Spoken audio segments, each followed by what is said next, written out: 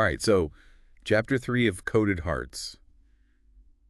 Anyone else feel like things are really starting to heat up? I mean, the connection Yeah. between Alex and her match, it's getting intense. Yeah, it is. It's like a slow burn, right? We Yeah. saw the initial spark in the first couple chapters, but now with chapter 3, it's like, Whoosh. exactly. And, part of what makes it so compelling is how Aiden Blackwood uses the anonymity of the app to really explore the character's vulnerability.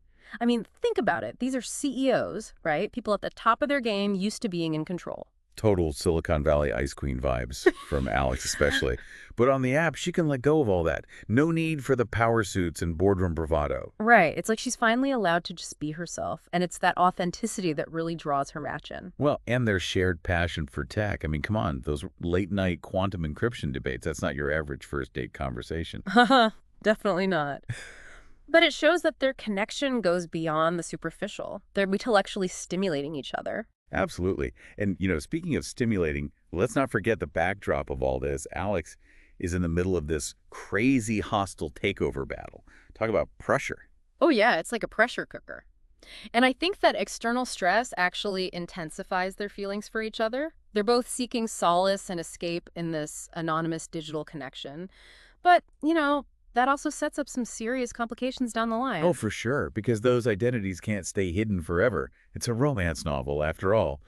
And you know who's really picking up on all of this? Sarah. Alex's friend. Yes. She's like, hey, girl, something's different about you. Like, she can sense that Alex is way more invested in this mystery match than she lets on. It's funny how friends can just pick up on those subtle shifts, right? Even if Alex herself isn't fully aware of how deeply she's falling for this guy. Totally. It's like Sarah's holding up a mirror to Alex, reflecting back these new feelings and vulnerabilities. That's a great way to put it. It makes you wonder, what happens when that mirror shatters? What happens when Alex finds out who she's really falling for? Ooh, good question. Talk about dramatic irony. I guess we'll have to keep reading to find out. Definitely. But I think chapter 3 raises some really interesting questions about how we connect with others in general, Like, how much do we let our real selves show, especially when we're first getting to know someone?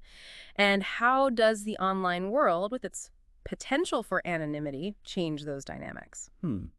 That's something to think about. I mean, I know for me, sometimes it's easier to be vulnerable online, where you don't have to worry about all those social cues and expectations. Yeah, I totally get that. But, it's also a reminder to be careful about who you trust, especially in the digital world. For sure. So, folks, if you haven't already, grab a copy of Coded Hearts on Amazon and see how this digital dance plays out in the real world. And, hey, let us know what you think of Chapter 3 in the comments. Absolutely. Always love to hear your thoughts. All right, until next time, happy reading. See ya.